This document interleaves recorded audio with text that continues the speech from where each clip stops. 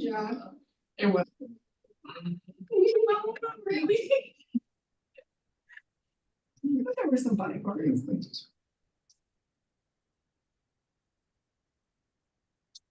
You have to pause this.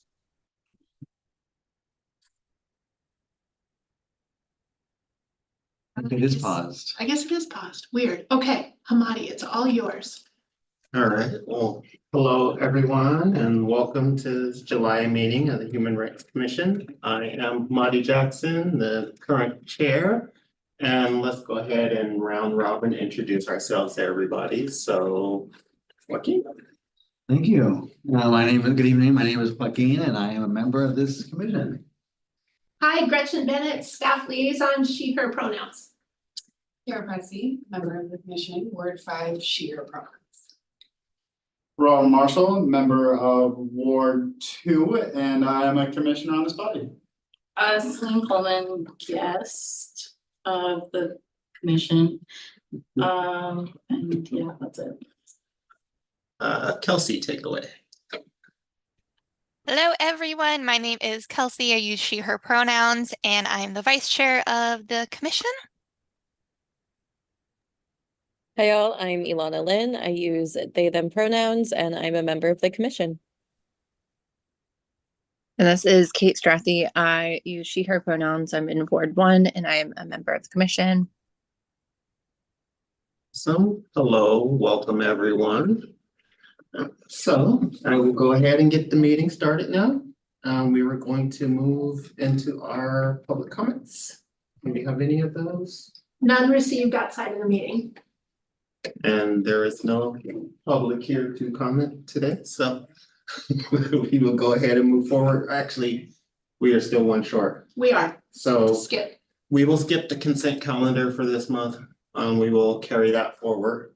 So we will get to our action or discussion items. So first, that brings us to the belonging survey results analysis.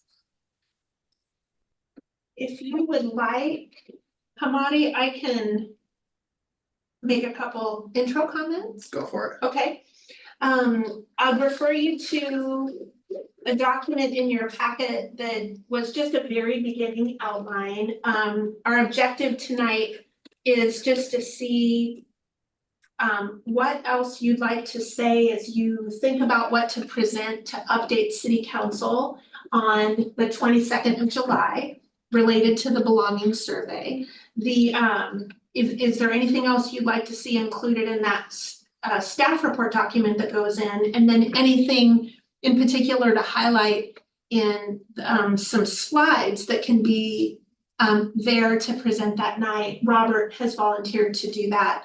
The community the community engagement team did a fantastic job with Joaquin's leadership of kind of thinking through what elements might desire to be included. And so like they suggested some areas of highlight. I don't know if you'd like to talk about that, Joaquin, or Sure. if you'd like me to.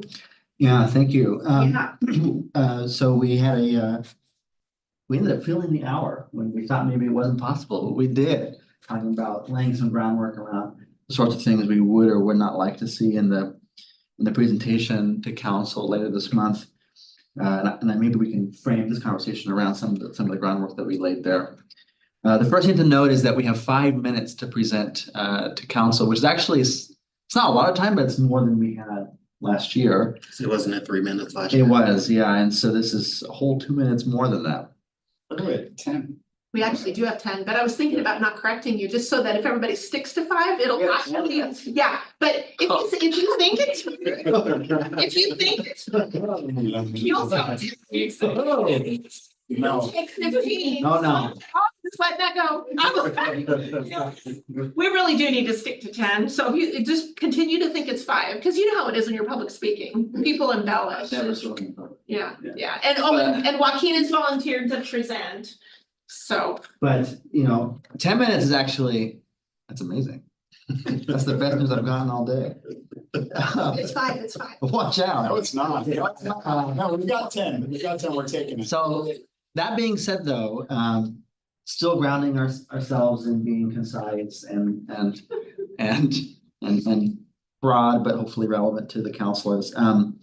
So in that spirit, Ilana recommended having 4, I think no more than 5 slides for the whole body. So as we kind of narrow the sorts of things we want to highlight and communicate to council, keep in mind that 4 to 5 slide format. I mean, if it's 10 minutes, it could translate into 2 minutes per slide, 2 minutes per slide if it's 4, whatever that ends up being. It doesn't have to, but obviously we're not reinventing the wheel. I mean, the students at Western Oregon and the professor have produced pretty comprehensive presentation that they've already kind of modeled for us, as well as a 30-page report and all the other kind of data that was presented. So, hoping to begin with an introduction to the survey, briefly introducing the fact that, we've done this in multiple years. So there's trend following that we're looking at, kind of talking about briefly our methods, our reach, just shy of 1,000 started, just over 800 completed, that sort of thing.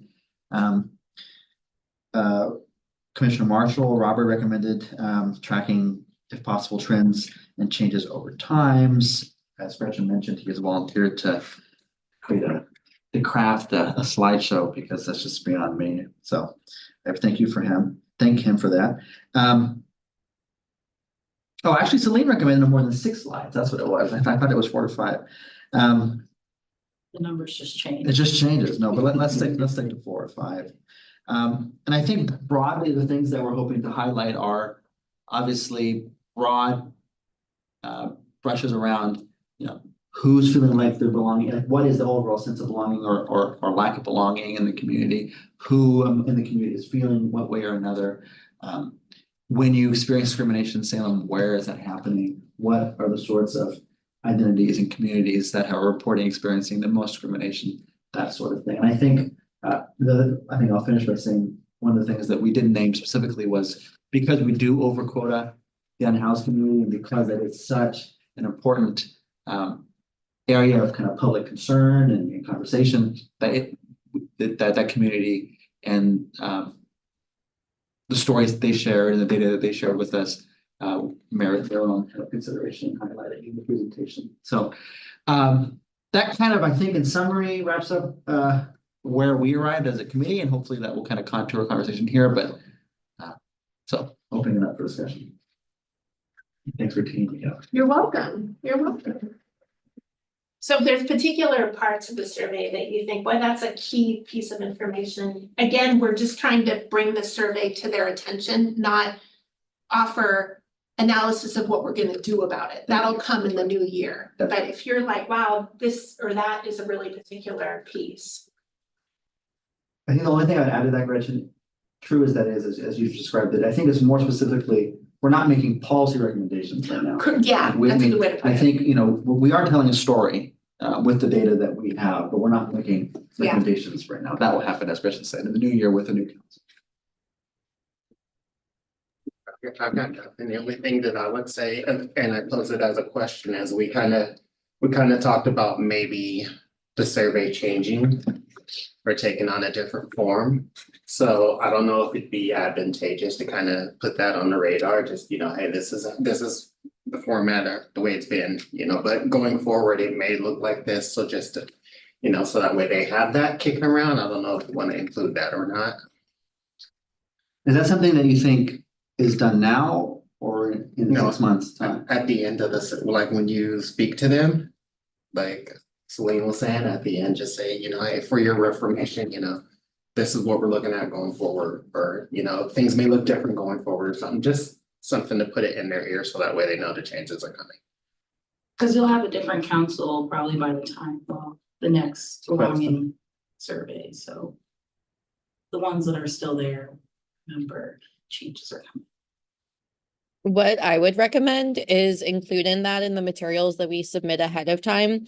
So if you plan to submit what you were going to say as like a written testimony, then you could say that we are planning to make the following changes moving forward. And then technically it's in the record and it's been shared. And then hopefully new council members will go back and review that. This is Gretchen. Quick, I'd suggest a little bit of hedge or hudge or whatever the fudge language, that's the word. Because although the students have recommended it, the commission hasn't chewed on that idea yet, and you all might reject the idea. So I wonder if writing the commission may consider or will consider some thoughts to change the survey in the future here, just to give you some fudge room in case you reject it. And then maybe also soliciting feedback from the counselors in terms of what information is they would like to see in Yeah. the survey. That was what I was getting at, so that way they have a chance to say something, have some Oh, kind of yeah. input or something with it. And I think, especially because it's changing, it's also kind of a last opportunity for some of the counselors to kind of have their input on. Yeah. And then it goes past 10 minutes, so. And that's No, no, it. that's You're no, meeting- yeah. Exactly, Yeah. Yeah. so you're meeting your 15-minute goal. Strategic. Other than that, sounds good to me. I don't see anything else that needs to be added, changed, or. Anyone online? I did like what you said prior to the meeting starting. I don't know if you were gonna talk about that. What did I say? Oh, yeah, Yeah. thank you. No, go ahead. No, you have it. You Oh. said it, but I liked it, So, so. thank you. Yeah, I would have sat here and not, I would have forgotten. So basically, for those of us who were here last year when this was happening, which actually is probably a few of us, I mentioned to Hamadi, I think on the record, I think publicly, I said, at the time, I'm making this up right now, but at the time it was like, let's say 70% of respondents said something to the effect of, I feel I belong in Salem. And that sounds great, and it is great. That's wonderful. And Salem is like 70% dominant culture people. And so that doesn't shock me. And though we have over quotas and we are overrepresented in some marginalized communities, we're broadly reflective in our 1,000 or so respondents of the landscape of Salem. So of course, 70% of people would say they have some feeling of belonging in Salem, and I celebrate that fact. And as important as that is, I'm also interested in exculpating, ooh, that's an SAT word. Bonus points. Sort of the trends and challenges that the 40% of people who say they don't feel like they belong, who are probably not from dominant mainstream culture, who are from marginalized backgrounds, whatever that may be, race, gender, whatever, disability, the sorts of challenges they're feeling. And so we don't have the data.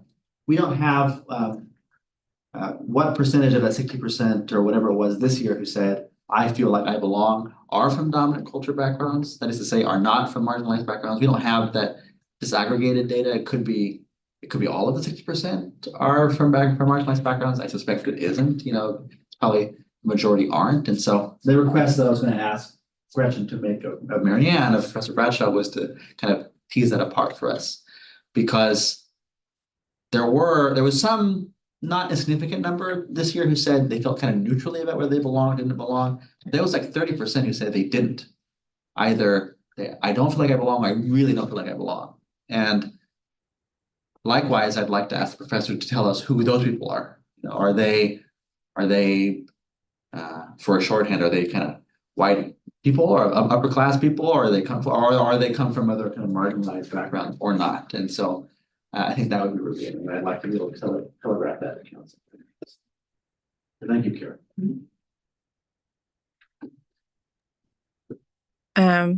This is Kate. So one thing that's happened since that result came out was the grants pass ruling. And I know that homelessness is a protected class in Salem, but I think, one of the recommendations was to continue to support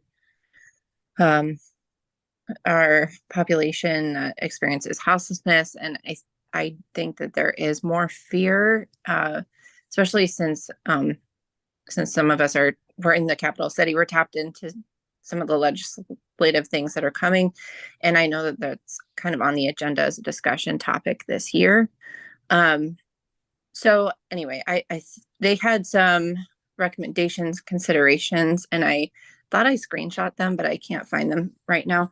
The particular ones that I wanted to bring up, but it was basically like just reinforce and continue to support our houseless community in Salem. And I think with that ruling coming out, that's extremely important, especially since that was really recent. And then the second thing that really struck me, and it reinforced something that came out of the gun violence town hall as well, was about the extra training for Salem PD for like cultural competency support and bias, I don't know, subconscious bias, understanding. One thing that I noticed at the gun violence town hall, because I went to that, was I think in the report, I think they said something like it should come from leadership down. So like even leaders should take that training.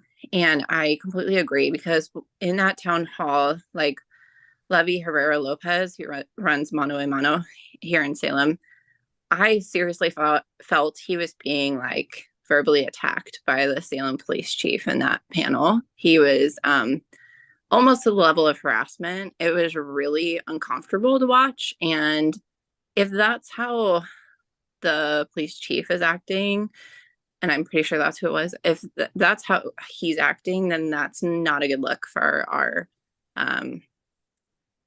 that's not a good look for the community. There was a lot of people there who came from our Latino communities, and how do you think they would feel, you know, watching somebody who's standing up for their community being verbally attacked on the stage? So I agreed with that statement, and I think that it is something that's important to continue to discuss. I know funding is an issue, but maybe that's just continuing these community conversations. It doesn't have to be a formal training necessarily. It's just having these community conversations. So those were two things that stuck out to me, where I was like, yeah, these are very topical and I think very important. Thank you for that, Kate. That's a conversation we should probably have going forward. Did we lose our police liaison? We did not, forgive me, but there's been a couple of scheduling conflicts the past couple. I think he might be coming in late via Zoom, given another conflict. And then there was a conflict last time too, but those are unusual. So we did not. Okay. We did not. Because that's one of those conversations that would like to, speaking of which. Oh, good. Good. But, right? I think, Kate, though, I mean, as well taken as your points are, those do to me kind of flirt with recommendations. And I'm wondering if maybe we should. Sorry, go ahead. No, I think that's fine. Yeah, and I believe it was in the recommendation section of the survey. But if there is a public record, as Ilana was saying, perhaps it's worth noting the recommendations in that public record, even if it's not part of the presentation. Yeah, and I'm not I sure think if that's the intention, but I think there's something to that, and I think what we could say in. Welcome. Thank you. Sorry, Robert. What we could say, Kate, in the presentation was we could highlight answers to question 17. And forgive me, I was on my phone as you were talking, trying to find this. The question goes, if you were the target of a bias crime, how comfortable would you be reporting it to SPD? And 41% of people said either uncomfortable or very uncomfortable. And so that's not a recommendation exactly, Kate, but I think it speaks to the sorts of things that you're alluding to, that I think we should provide as just kind of here's what we're hearing right now. So right now, the way I visualize this is here's what we've heard in this iteration of the survey. We're going to come back to you in 6 months, whatever it is, with recommendations about what we've heard. And so that's something we've heard and we can say identifiably, of the 1,000 people, 40% of them said they felt variously uncomfortable reporting, and 10% were neutral on the question, and only well, I can't see it now what it was, but it was a minority of folks said that they felt something. So anyways, is that feel like a good middle ground right now, given where we are in the presentation? That's fine. Yeah, but that to me is a huge red flag. That's not good. So I do think that's important to call out. And that's a good conversation starter and a starting point for us to have these conversations. So it's not like it's not an opportunity to reprimand, it's an opportunity to like build community and start these conversations and to create like it, to build recommendations and work together on a plan, right? So I think, yes, that's a great place, Joaquin, thank you. And then what would be the next stage for recommendations, or is that not something that we're getting into with the council? I would say we focus on highlighting the stuff that we want to talk about. I know there's, some report, like there were some recommendations in the report, and perhaps we could talk about if our idea for the presentation is not necessarily recommendations, we can talk about the information we want to include in the, 10 minutes that we have, and then circle back around to recommendations, perhaps, put that on, the agenda for next meeting, or circle back to later tonight if we have time. Yeah, That's what I was gonna say, is that with a recommendation, that's something that we'd wanna bring to the table, so to speak, kind of drill down on what it is exactly that we want to put forward, and then submit that afterwards. So that way we're clear in what our message is, or what we're trying to say.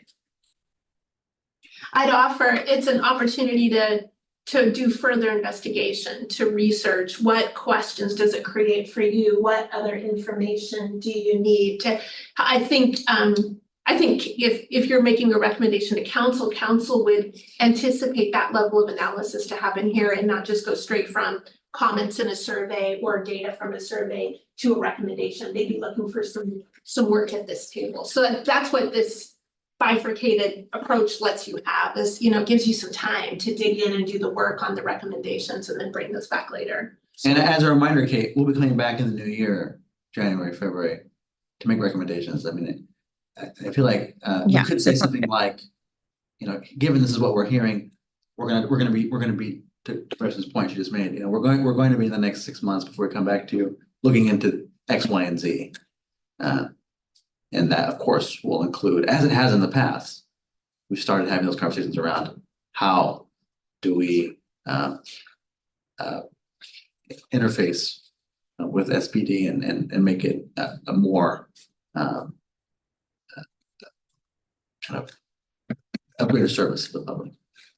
So if council chooses to, they could say have like a working meeting if they wanted to on community belonging after, within the next 6 months or whatever. They want to. Yeah. I don't think that's happened in the past, but they It absolutely. hasn't, but they totally could. They totally could. I'm not putting that out there for them to say that.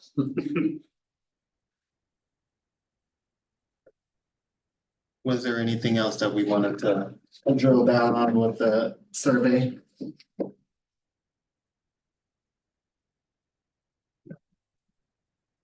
Okay, well then I think that gives us a good jumping off point. So we will go ahead and move forward to our bias crime update, so. Yes. So, thank you. For those of you online, I will introduce myself. So my name is Robert Dowd. I am the liaison for the police department with the Human Rights Commission here. I currently serve as an acting incapacity lieutenant over the community engagement section. There will be changes coming. We'll leave that till later in the meeting.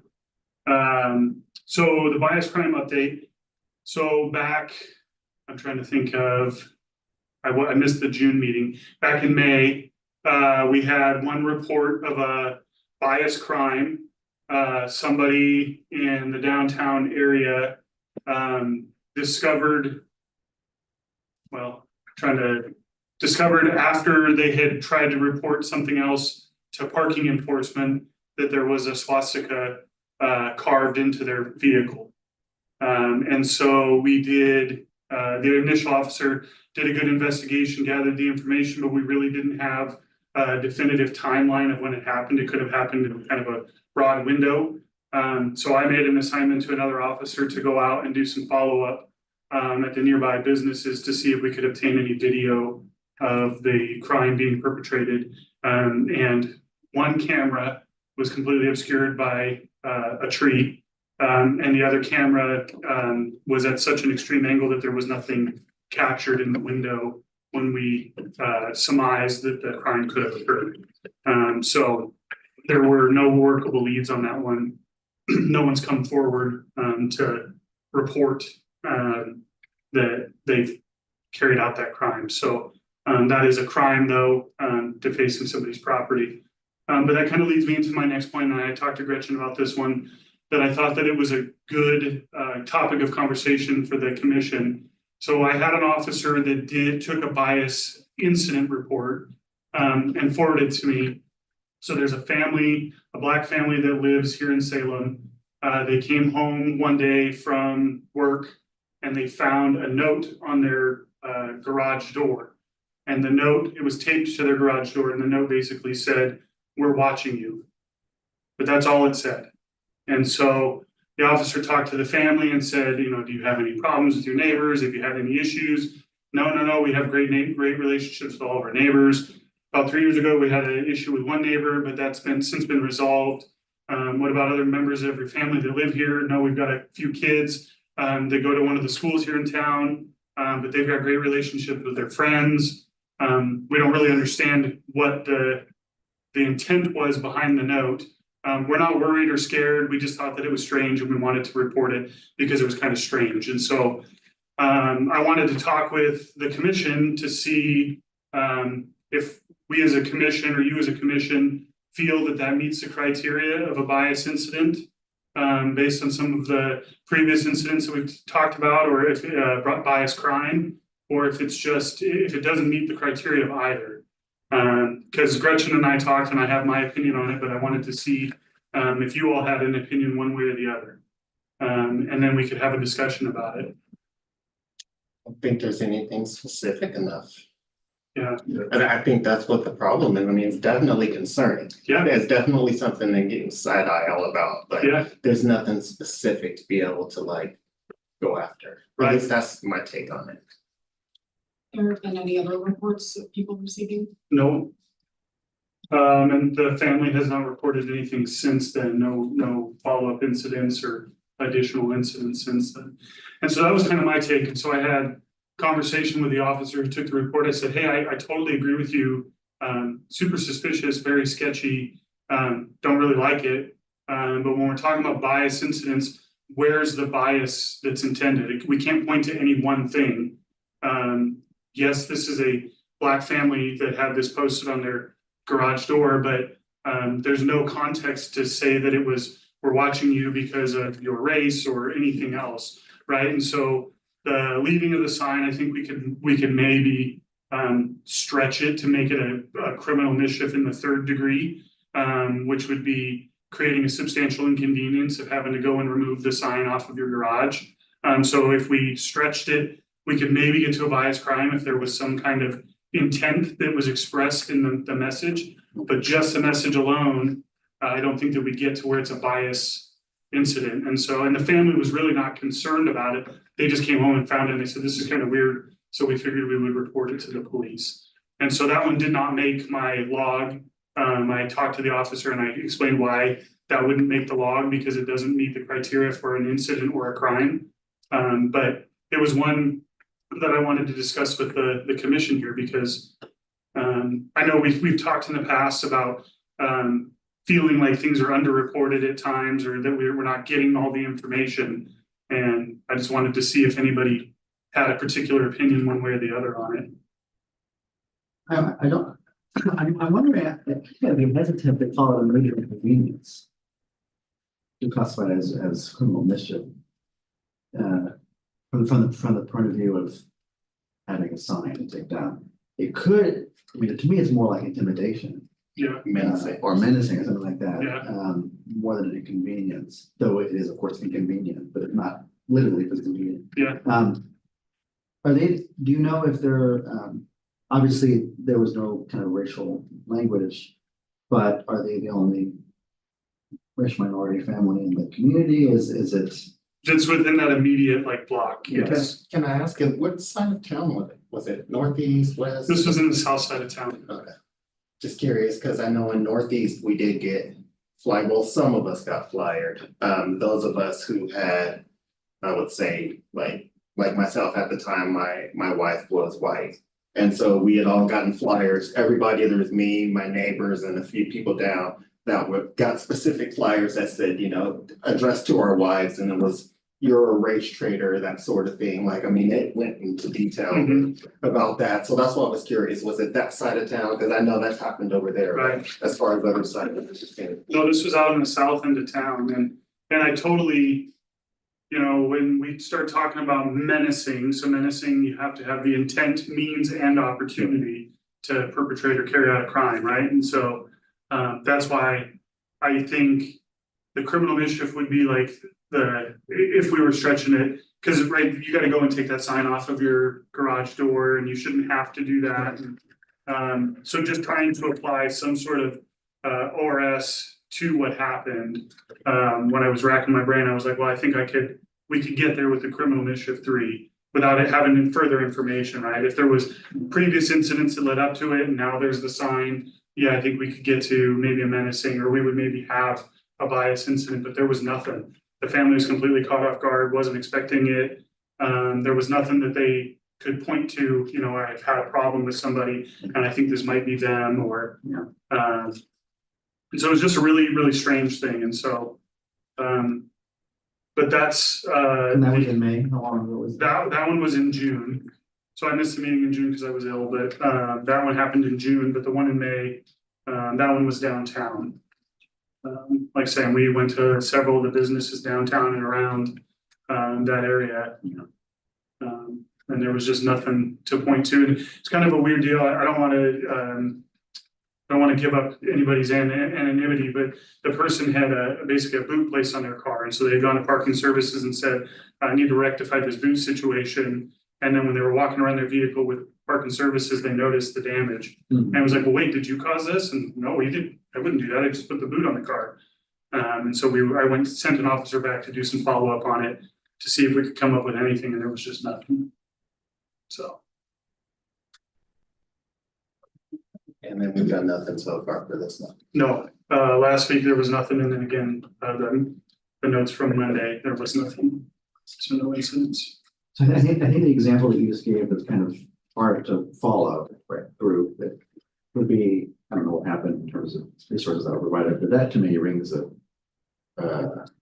good opportunity to do things like having the HRC or letting with certain resources that we've talked about in the past. Because even though it doesn't maybe amount to something actionable on the part of the department, it could be the beginning of something, unfortunately, or it could mean something later, or whatever the case may be. So just having them, and that family be equipped with resources and contact would be a good thing. Absolutely. Let's just hope it's a bad YouTube drink. Yeah. Or just, yeah, right. Yeah, it could have been a friend from school, or who knows. Someone trying to be funny on TikTok. Yeah. So, other than that, I have nothing else from the bias crime update. Just for the commission's knowledge, I don't know if I'm gonna stay with the commission starting in October. So in October, I'm moving from my current assignment with the community engagement section as the AIC lieutenant. And I'm gonna be taking over a personnel and training section, going back to the rank of sergeant. And so I've petitioned to Deb to let me keep the HRC and continue to be here with you all. Deb's feelings are that this position, the liaison, really should be a lieutenant's position, because there's certain things where you guys ask upon us to carry out things, and that's really a lieutenant's role. And so they may decide to reassign it back to a lieutenant, but I'm still petitioning. So I think Deb might be in my favor, but I don't know. We'll see. But as long as you guys will keep me, I would love to stay. You need a letter of support? Yeah, give me all the letters. I will definitely put a bug in both of the chief and Deb's ear. Well, thank you. I appreciate it. I enjoy being here. I enjoy being part of this group. Looks like Kate has a question.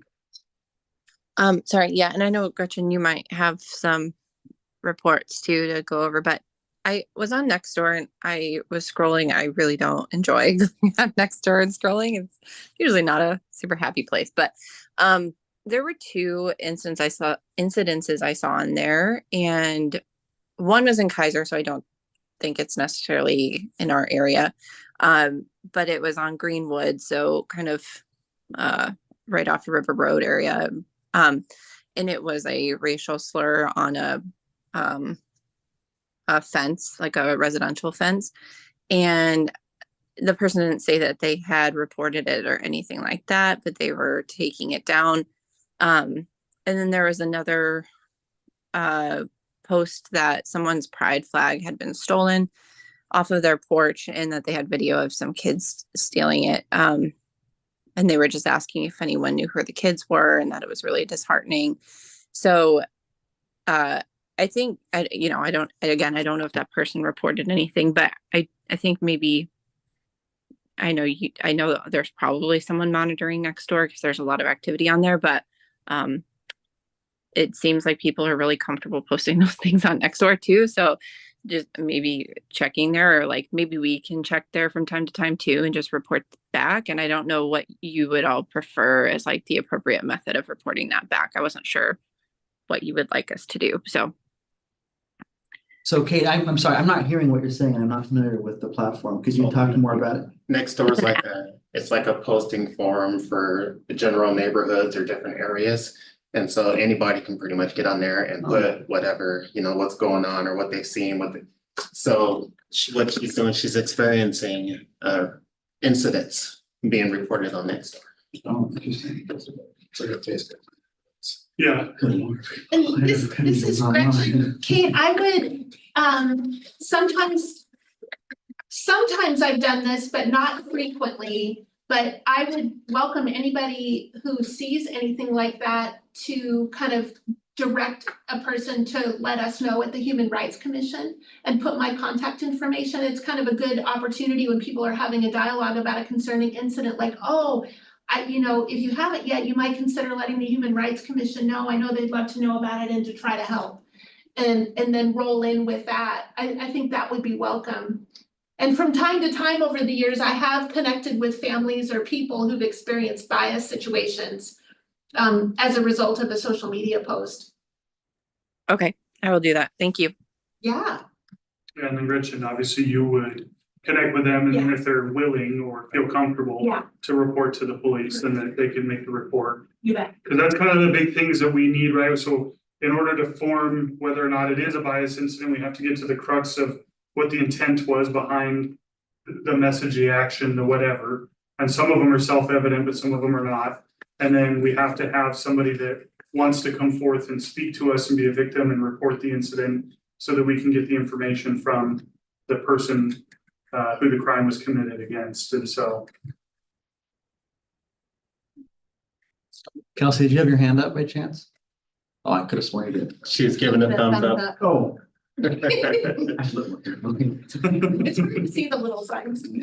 Gretchen, did you have anything reported to you? I did have one situation, a person reported experiencing bias based on mental health disability. And when we, by an agency, and when we started to work through, their thought was around the agency had reported concerns of child abuse and neglect to the state, which generated ultimately the person losing their custody of their children. And their premise was, given their mental health, they would have wanted the agency to begin by working with them and having direct conversations with them.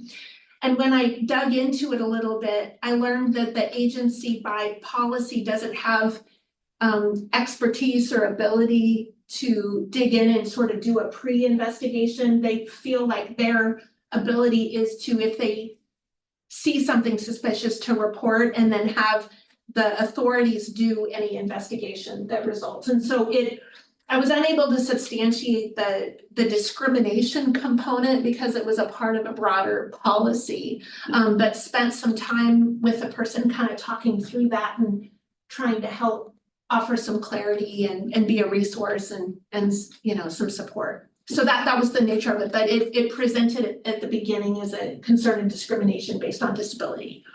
But so that was the situation. Gretchen, do we know if the agency is mandatory reporters though? Yeah, they are. Okay. Yeah, but they're not DHS, child welfare, or law enforcement to have the capability to do the investigation, but they are a mandatory reporter by Oregon revised statute definition. And they weren't the ones who custody. Correct, they weren't the ones that determined custody, but they felt they had enough that rose to reasonable suspicion that they felt they had the report, but not the ability to investigate. And ultimately, the person was seeking some direct investigation by them as opposed to having the escalation. So very unfortunate situation, but For sure. yeah, but was able to listen, and I hope they felt heard through the process with me.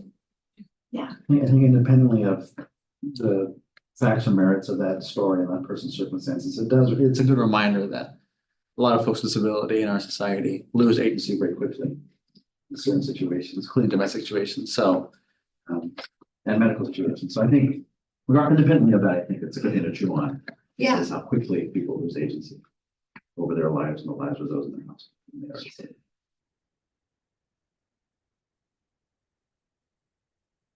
All right, is anyone online, have any questions for either Sergeant or Lieutenant? Robert. So any questions for Robert or Gretchen on anything that you heard? All right, well, thank you. So I will go ahead and move us on to our committee and project updates. So with that, okay. Hey, that's me.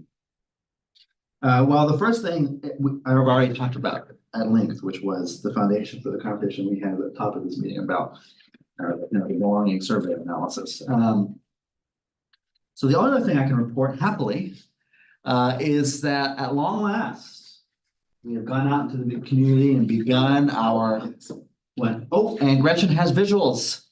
Stand by. Isn't that it on the bottom? Yeah, I think she's doing it. There you go. Can that be seen online?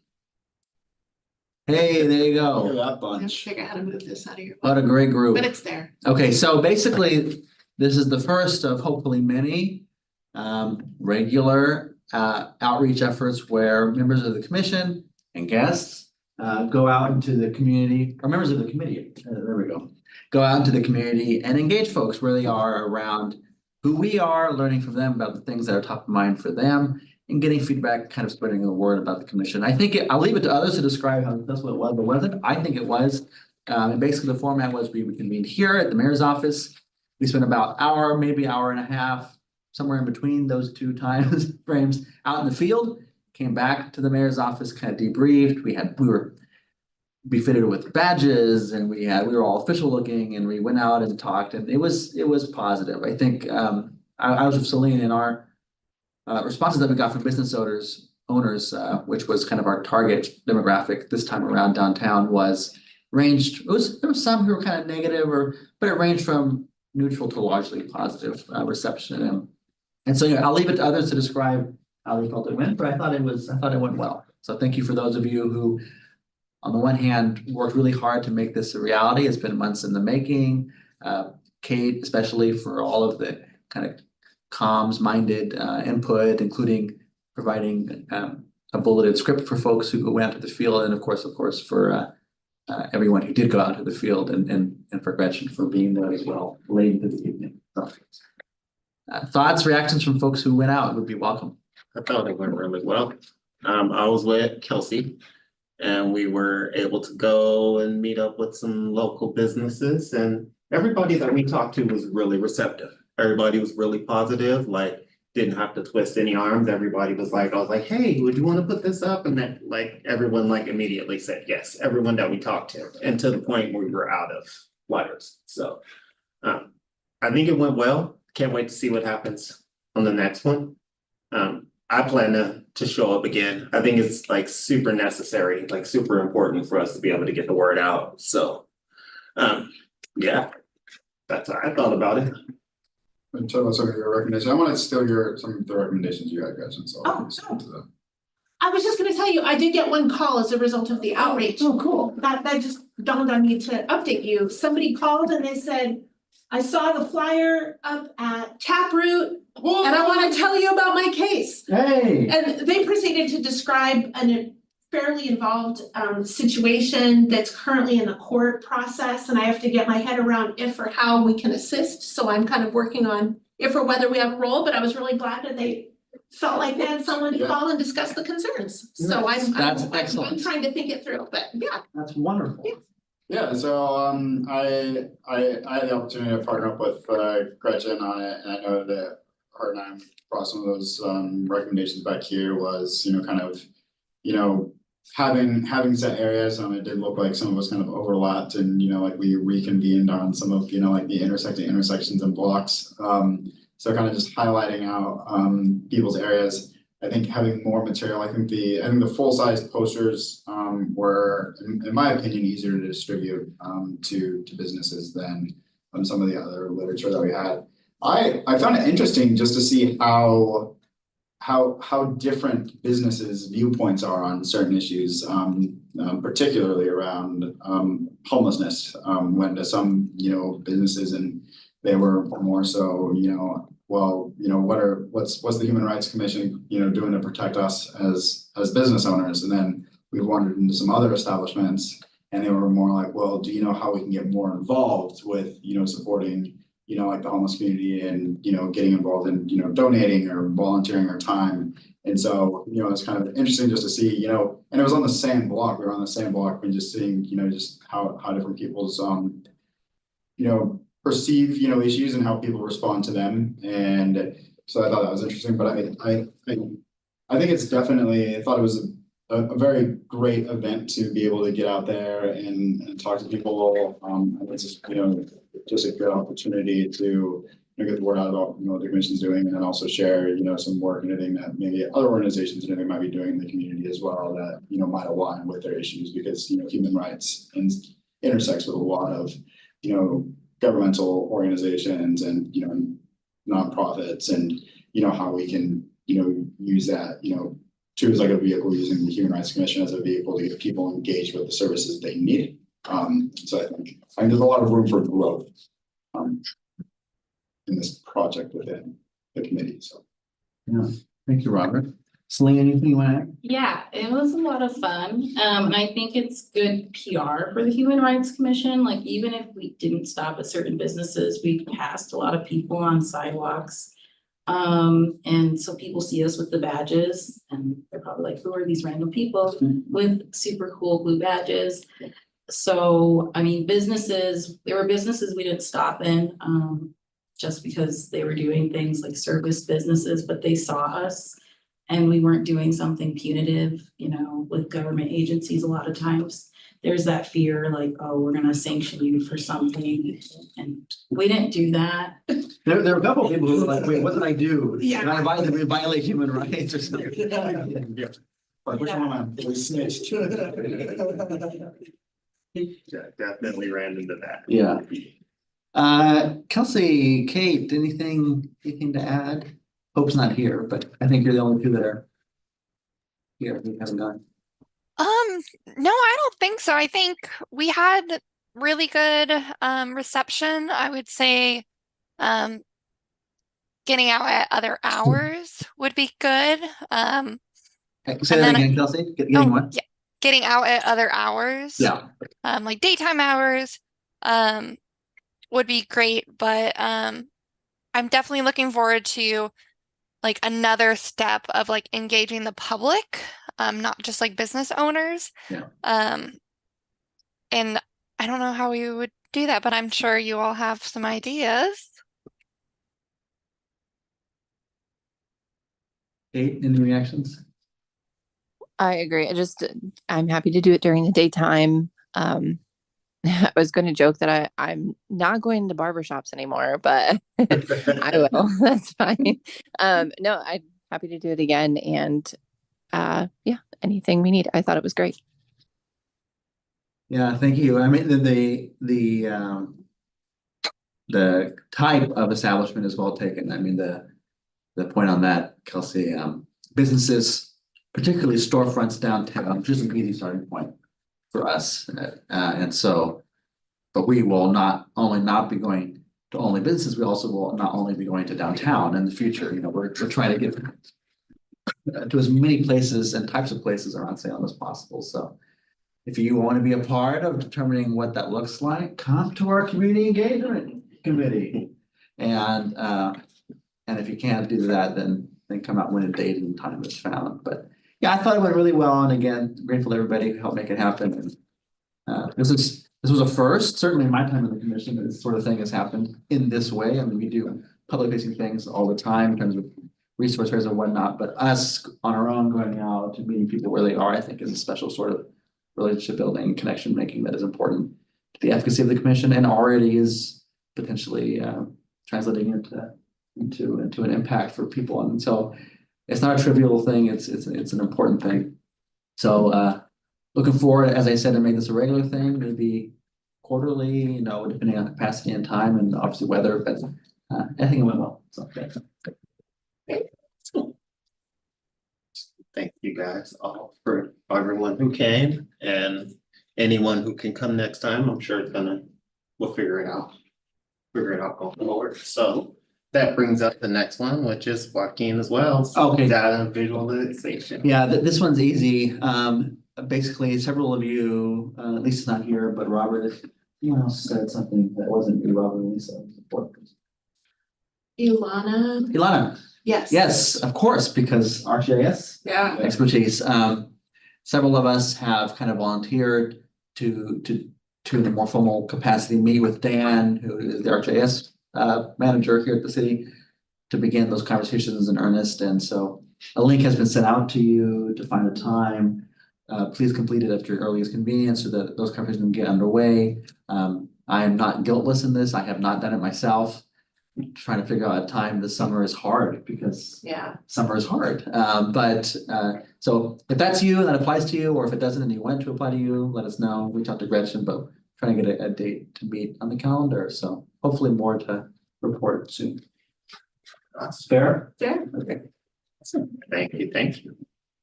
So that brings up our homelessness informational summit. So Robert. Yes, so I've kind of narrowed down the why, the purpose, locations, dates, times, organizations, and run of show. Gretchen was kind enough to include that in the packet.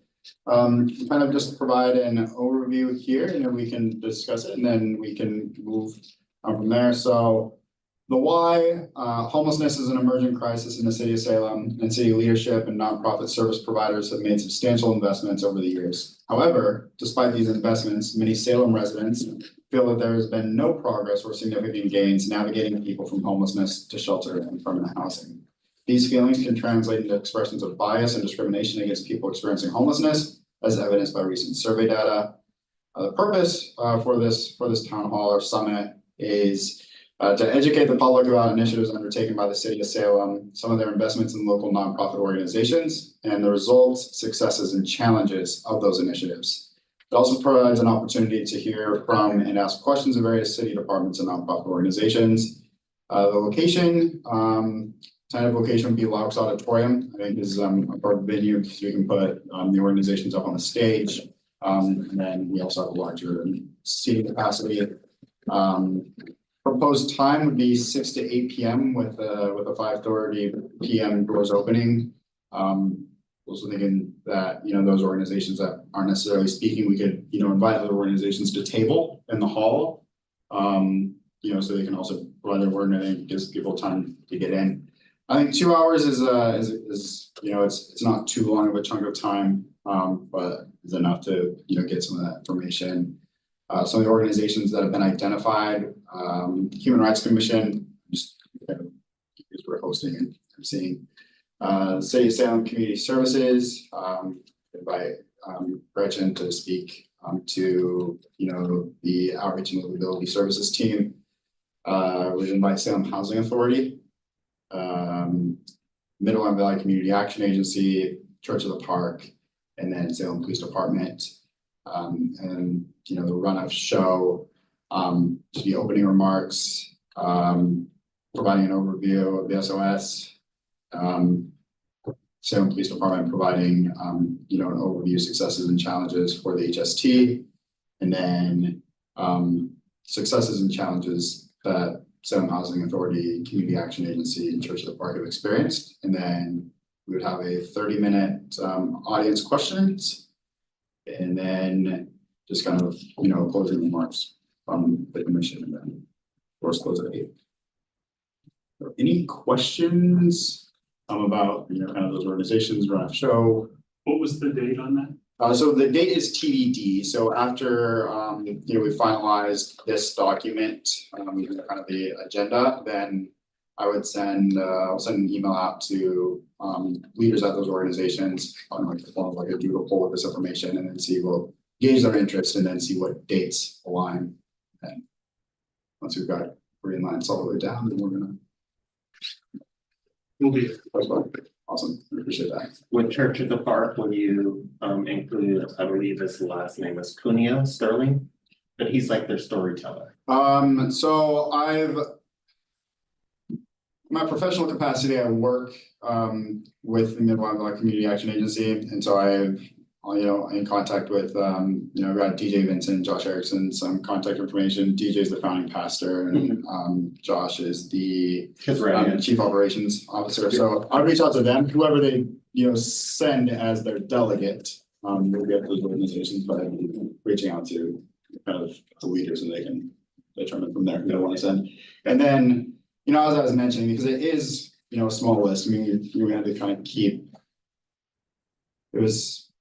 Keeping it kind of smaller in terms of who's speaking, but also reaching out to other organizations, let them know like, hey, this is happening. If you do want to come, please, there's going to be 30 minutes beforehand. So if you'd like to capture some people, chat in the hallways, please do so. I like the format that you have written out. Like, I think it's really good. I love it. Sounds great. Thank you for preparing it. My question is around outreach for audience. What's that look like? And forgive me if someone texted me kind of urgently, but if you said so, I'm sorry, but. Yes, so the outreach to audience pieces, once we've identified the date, Facebook, reaching people through Facebook, asking organizations that are speaking to, share it through their channels, saying, hey, and, preparing to, just like a blurb they can send out, their newsletters or, their events, kind of just a template of, hey, we've been invited to speak, if you want to hear more, please attend this event. And then, we could also explore, sending out a, press release, to, if the commission wants, saying, hey, this event is happening.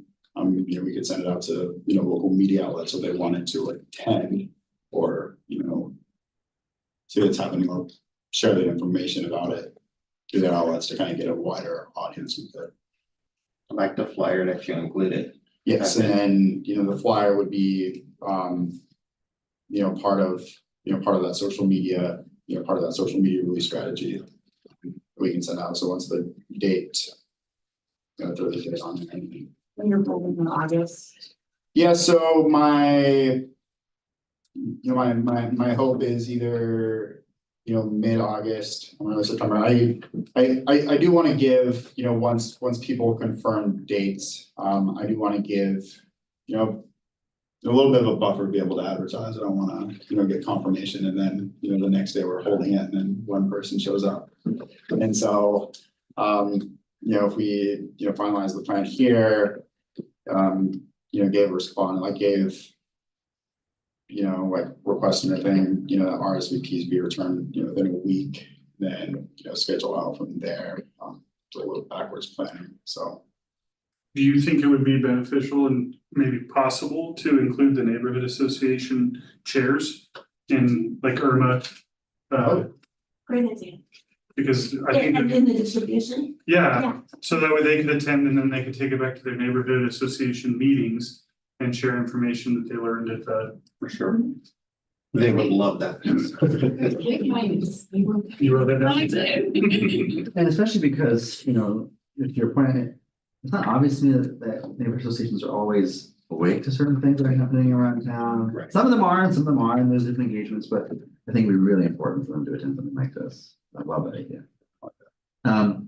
Thoughts on having CC Media broadcasts that, as they have things we've done in the past, like they do our Trans Day of Remembrance. I think that's a fantastic idea. If it you know, if there's no cost to, you know, the city, this body doesn't necessarily have a budget, but if that's something, you know, that they're willing to do and they're able to, the lines I think may be great to do. I can check on that. I don't know the latest with our relationship and arrangement, but I'd be happy to check on that. Will do.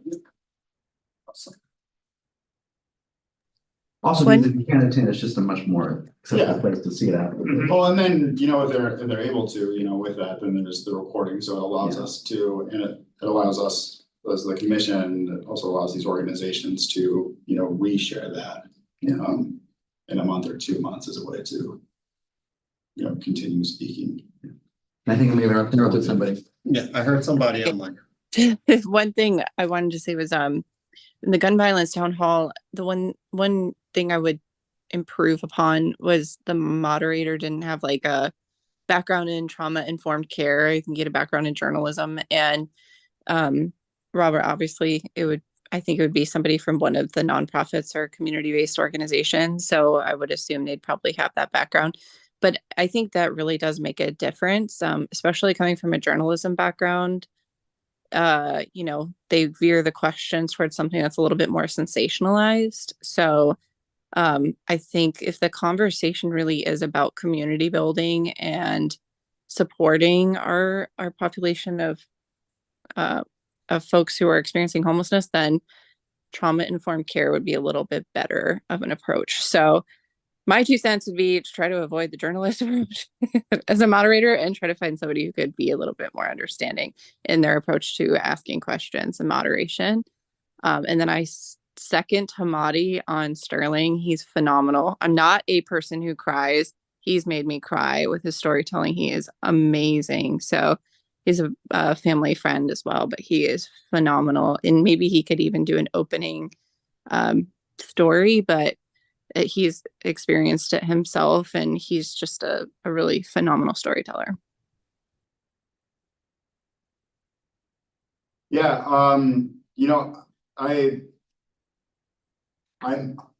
would be willing, and I'm open to the idea of, you know, kind of being the moderator and introducing this. I'm also open to, you know, exploring others. In terms of questions, you know, we're not gonna be, you know, really able to funnel you know, the questions that come in, because I do want this to, you know, be an opportunity for people to bring whatever questions they want.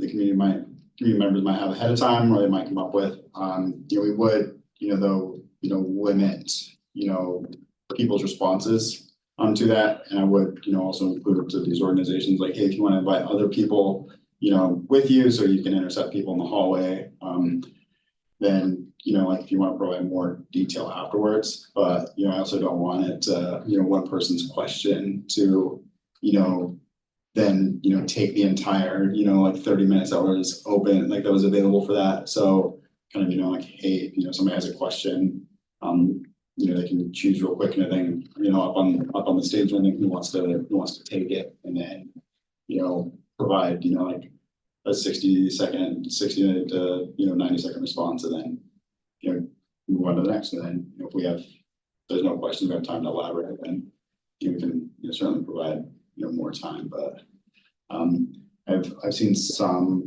you know, I've seen some events like this where then everybody then provides, you know, like a response to that one question, and then, you know, you've quickly lost that 30 minutes with everybody, you know, talks. And, you know, there's a great platform for, you know, those organizations to get their voices out, but, you know, we definitely do want to make sure that we're keeping, you know, a lid on that, and, you know, very narrow lanes. So I also will make sure that I'm in attendance on that, so I would be willing to help out in whatever capacity you need, so. And unless it's running the audio and visual and all that, because I'm just gonna make it look like a rave. On purpose, so. yeah, it's you actually do bring up a good point, because I imagine that some people will want, some people will have slides. I think the, you know, best thing to do would be to just compile all those ahead of, like, you know, like I can receive those ahead of time, and we can just have one, you know, compiled slide deck, so we can just move through them. But, you know, we would need to find somebody that would be willing to run the audio visual controls.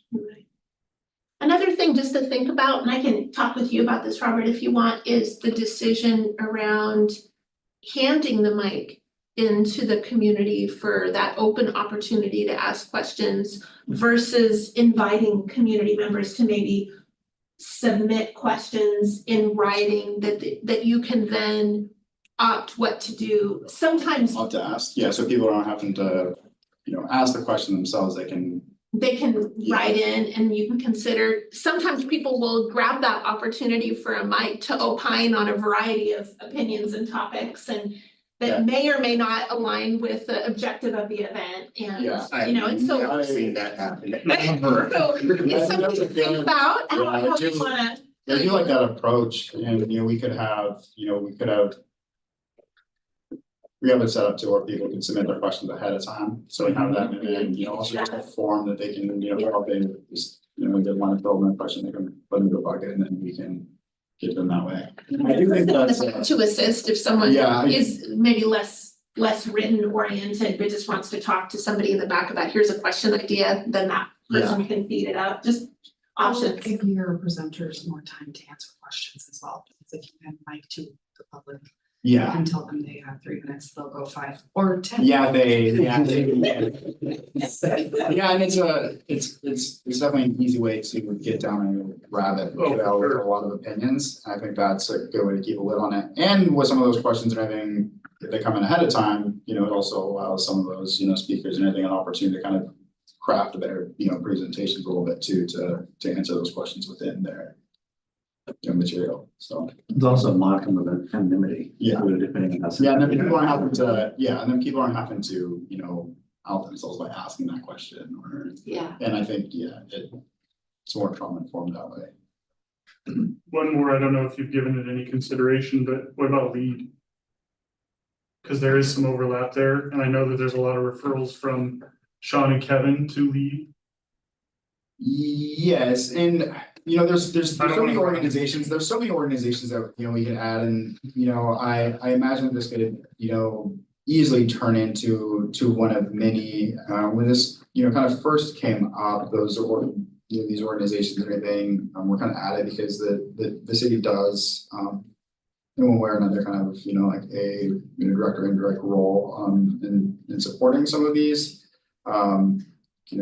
Either, financially or through, just, some, consulting work, on how to operate them. And so even the way it's presented right now, I mean, we have these organizations 15 minutes, add another one in there, we should have to take, and then, I wanted to give these organizations enough, a platform to be able to, talk about their work, their presentations, so. Definitely I would, I think one thing we could do, is invite them, let them know like, hey, because there is that 30 minutes built in, people don't have questions or, I imagine some people finish their work ahead of time, then, inviting them, saying, hey, there's a chance that, there might be 5 or 10 minutes that come up, you'd like to speak to it. Or if there's a question that's, asked about it, then, they're kind of there to be able to support that question, which is, like somebody could, ask that question ahead of time, then they're there to be able to, step in and, answer that question. For sure. Yeah, I don't mean to Yeah, no. take over, derail your planned event. I just thought they play a pretty pivotal role, and I think with some of the changes to 110 and stuff, Yeah. we may see more referrals to lead within our houseless community, so. Your engagement officers are gotta be there. I swear I see. Yeah, I will do everything I can to get Sean and Kevin there. Oh, so you said the doors will open at 5:30 and that you plan on having the organizations outside so that, or like in the hallway? Yeah. So they could also potentially be Yeah, there too. they could table Yeah. as well, because I wanted to invite other organizations that come to, provide them opportunity to table and provide, that as well, so. This is exciting. In terms of logistics though, Gretchen, if Yes. people were interested in tabling, are there tables available There over are. there, or is it gonna kind of be a BYOT? No, event? I can get tables For you, and like, chairs example. down that hallway. And I can put a little bit of thought into how many would fit in that kind of foyer. I think that's what you're thinking of. Yeah, I mean, easily like The same 6 way or as when so. we had the Day of Remembrance. Yeah. I don't know. Yeah. Back wall. yeah, it's kind of back there, yes, maybe, 4 or 5. Yeah, easy, easy. And I can provide tables and chairs. That would be no problem. Do you plan on reaching out to the Mid-Willamette Valley Housing Alliance? Since they have access to all those different housing agencies and.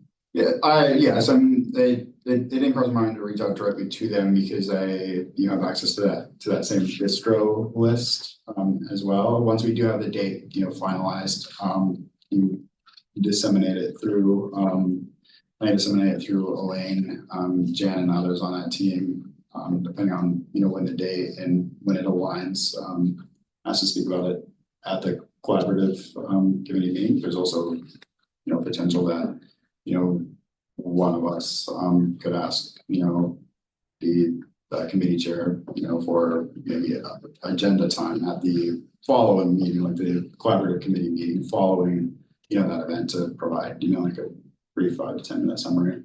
If, that's what the commission wanted to do as well. Depending on timing, we could also arrange for you to come and present at the service provider meeting. I would, I don't know what the, yeah. like, I'd what love to. information Yeah. you gleaned from the summit and, maybe help guide us in our directions moving forward. So, Feel a series coming. Yeah. yeah, No, I mean, I think, with some of the things that, some more recent projects, we start small, kind of do a pilot, see what happens. Or, our engagement work, our door knocking, so to speak. And started as, hey, let's start small, let's see what we got from here and want to continue, so.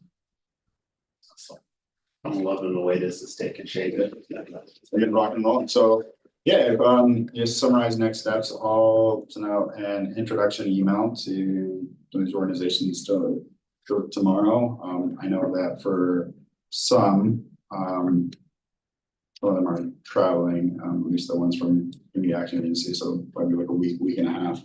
To get responses on, yes or no, and what dates, potentially work for them, and then we'll get some scheduled, start getting the communications out. And I can be your loud scheduler because I can access the room Awesome. for us. Yeah. Thank you. Welcome. Thank you for all that. Any questions from anyone online before we move forward? No, so then LGBTQIA plus intersectional rights committee, take it away, Kelsey. All right. So we had, let's see, a meeting last week, 2 weeks ago, where we approved 3 Smarty goals. So we have a couple of goals moving forward.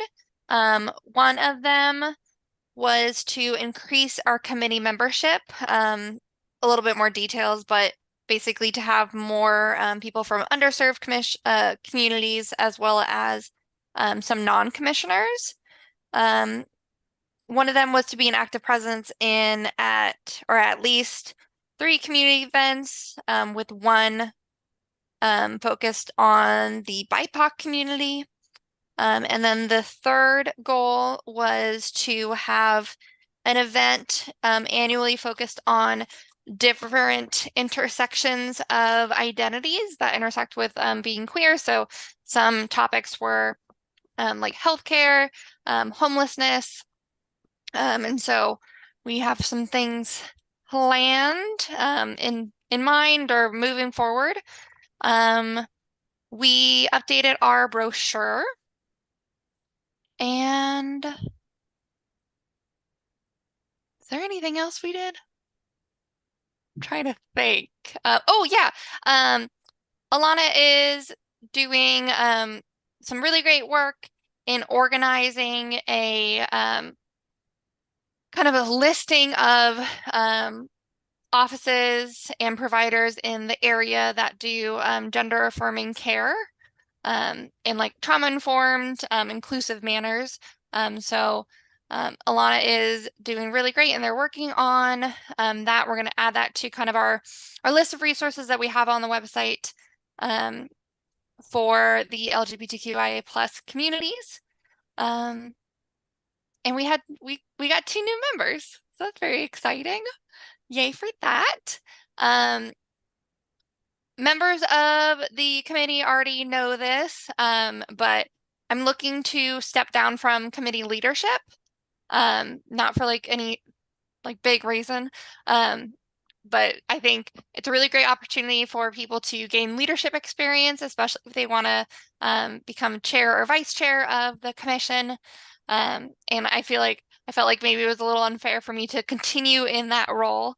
So I'm going to continue to chair the committee until someone wants to step up and take that position. So if you're interested, please email Gretchen. It is a really awesome committee and does a lot of bucket filling for me. So hopefully that does it for you as well. I think that's it. Thank you, Kelsey, and thank you for your role in that chair. Like, that's awesome. I mean, it's not awesome that you're stepping down, but I did it. So Admit it, you think it's awesome. no way. So thank you. Was there any questions from anyone at the table or? Okay, so then we will go ahead and move forward to process review task force. So that is Gretchen. Yes, thank you. I've got 2 updates on that. You might remember that you formed a committee to examine our process as a team, you know, how we approach meetings, how we approach all of our things coming out of the Gaza resolution conversation. It's a great opportunity to reflect. So this is what I'm talking about with that. The first one is you would have the idea of including our legal department and staff, other staff as a part of that process. The team has gotten back to me and let me know that they really don't think they've got capacity to attend meetings and exploratory conversations, but they'd be absolutely happy to look at a draft of whatever the committee comes up with and make written comments. Or if the committee identifies questions for the department, we can submit those questions and then they'd be happy to write back answers to those questions. So I wanted to update you about that. And then with your permission then, and also just ask if there was anybody else who wanted to join, then I would go ahead and jump in with scheduling with us, if that sounds okay. And I did send out an email to everybody who I think is on it. So if you got that email and didn't want to be on it, please let me know. If you didn't get the email and want to be on it, please tell me and I'll add you. I'm not sure if I was on it or not. Okay, would you like to be on it? Yes, please. Okay, I'm on it, but I kind of don't think I should be. okay, I think that's something that everyone should work on, because I don't all want, right, as the chair, I don't feel like I should be directing which way things go. I feel like. okay. I can appreciate that. I'm tracking you. You want to give everybody a lot of room and freedom to say, you know, Hamani runs it this way, but we really recommend that way, and to not maybe feel uncomfortable. Exactly. Well, the thing is that it's not, I mean, I lead by committee. Yeah. Everything that I do, I'm not a dictator with anything, and I feel like if I'm sitting there, then it's kind of I want people to be able to speak freely. Like, I take directions from all of you guys, like, so. Great. Okay, Poppy, I'm gonna make sure Robert's on. I'm gonna drop you off the scheduling and I'm gonna move forward. Perfect. Hamani, I think it would benefit the committee to have you there. Like, if you truly like feel that like go with your heart.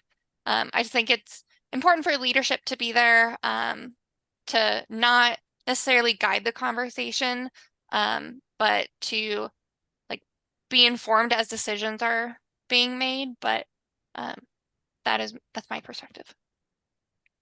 Oh, thank you for that.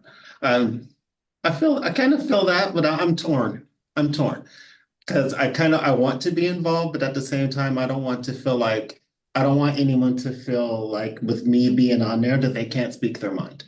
Like if they have if they feel like things should be done differently, I want to hear that. So I'm good with staying on as long as people know they can speak freely.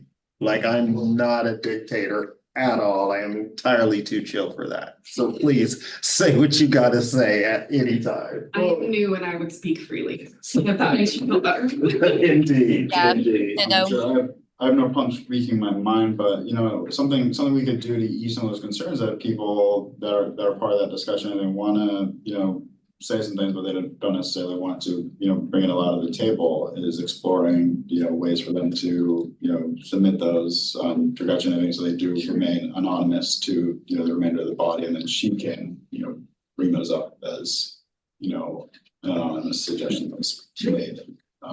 Something could be explored once we set, you know, kind of the ground rules for that committee. Alana was, yeah. I think Alana was trying to jump in, I'm sorry. She said ditto. Oh, They ditto? said, they said ditto. I'm Oh, sorry. they said ditto, My great, apologies. copy, okay.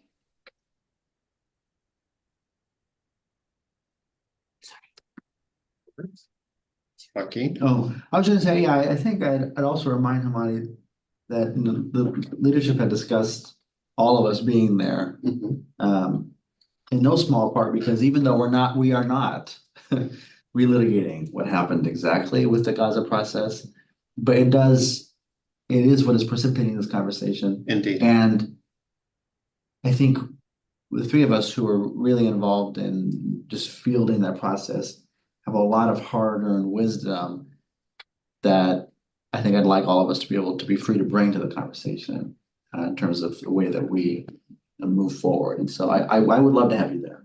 And you're not the only one who I think has worries about people wanting to criticize. I'm a big personality. I talk a lot. I'm sure people don't like everything I say or the way that I do things. And so, but I think we have a lot of trust here, and I celebrate that. And but I think that it shouldn't preclude that worry. Shouldn't, if it does, it does. But I hope it doesn't preclude you from participating in those conversations. With all that said, Gretchen, please pencil me in. Copy.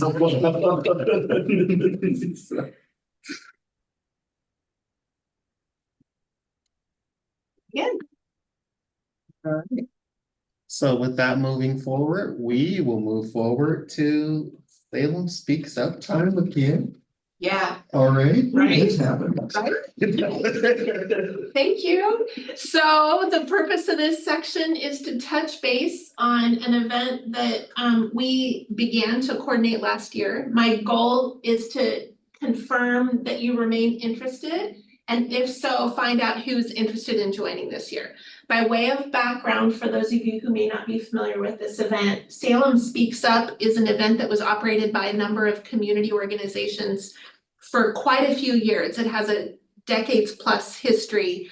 And then in in last year, some community members who'd been involved asked if the Human Rights Commission would be willing to take a coordinating role.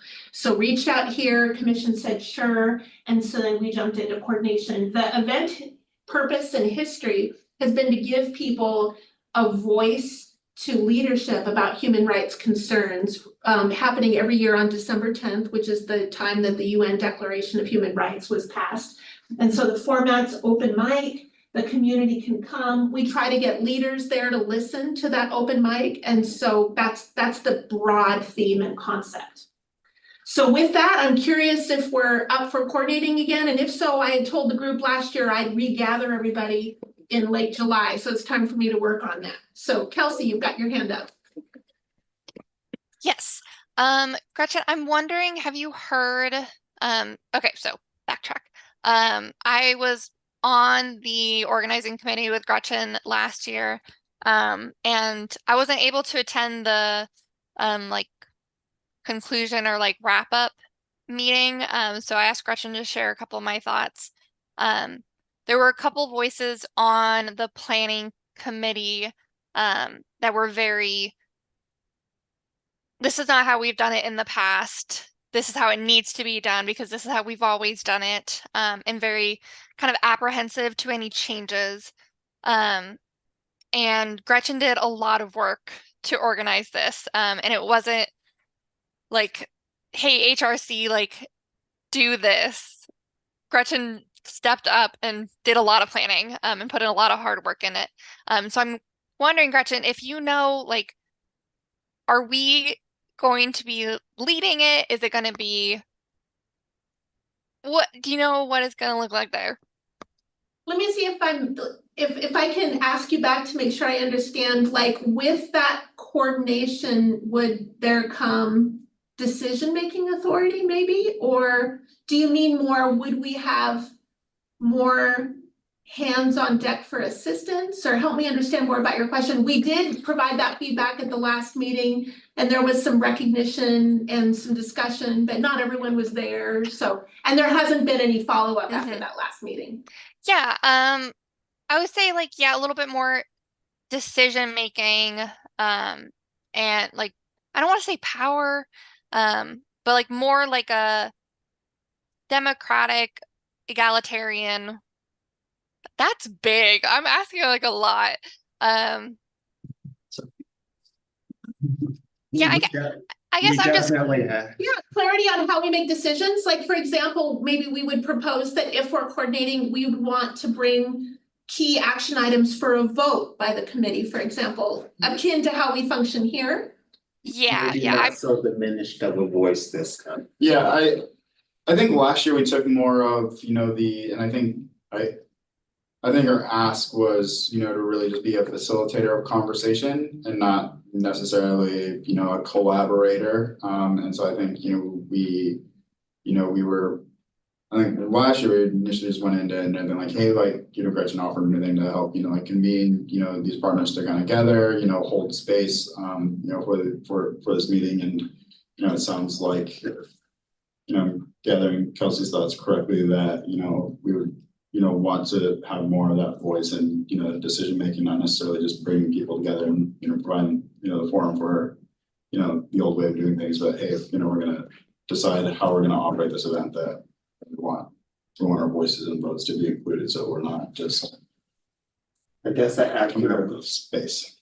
I guess the accurate way to describe what the planning was like in some terms last year is we were all in a car and the HRC was like, we were all in a station wagon, like an old station wagon. And the HRC was in the very back seats that face out. So we could hear what was going on, but we had no direction whatsoever.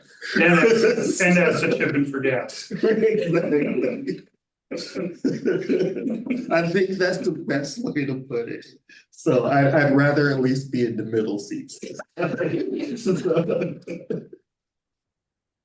So that leads me to ask Gretchen, what is your capacity?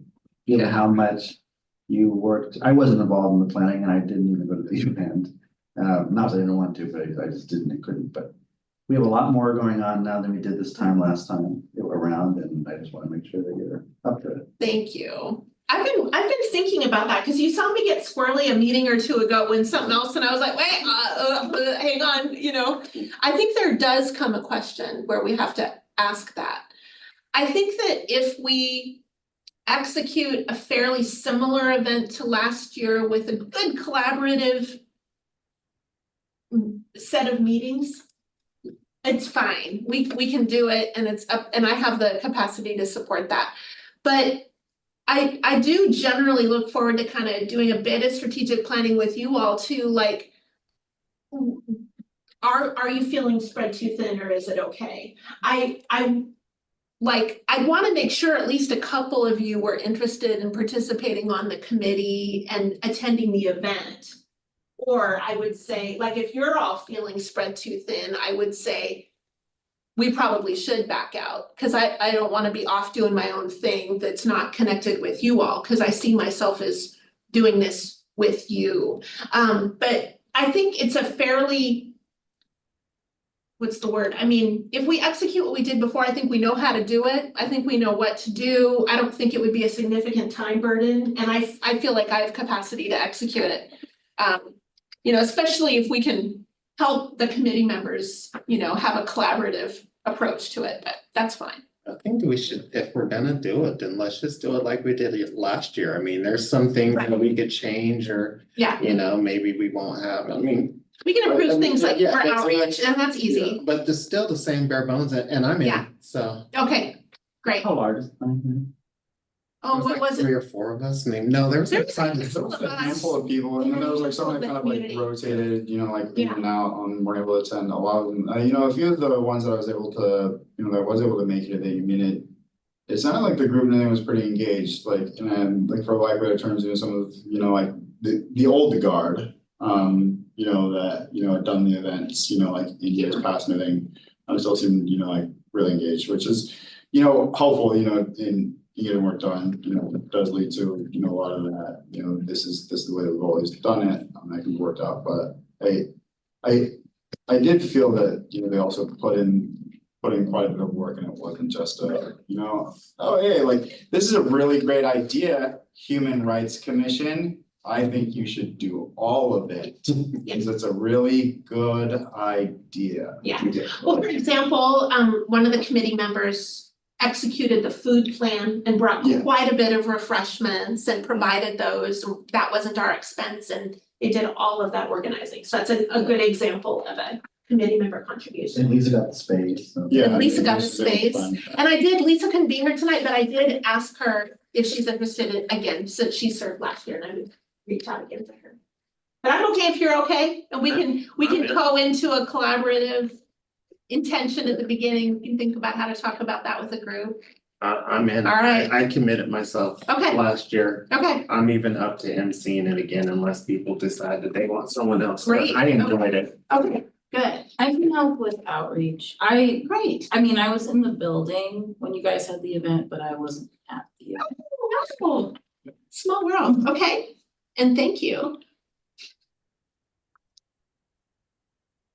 Okay, thank you. I got my question answered. Those of you who are interested, stay tuned for an invite for me for the first meeting. Awesome. All right. Questions, comments, concerns from anybody online? Anyone at the table? No, then we will move forward to our equity ask and staff updates. I brought just one thing, and that is that we were discussing at the Community Engagement Committee the city's annual volunteer recognition event, and I wanted you to know that the volunteer nomination opportunities are essentially live. I believe I got the link in my email today. So I wanted to explain, I'm gonna go ahead and forward this to you, and I think the thinking was around thinking about people who contribute in a sense of equity or human rights. Anyone is welcome to make nominations. So we wanted to invite you to think about people that you might be interested in nominating for these awards. So I wanted to just offer a little context for that. When you see me forwarding that link, you might say, what's this? Why am I getting this? So I wanted to explain that, but that's all I brought today. Thank you.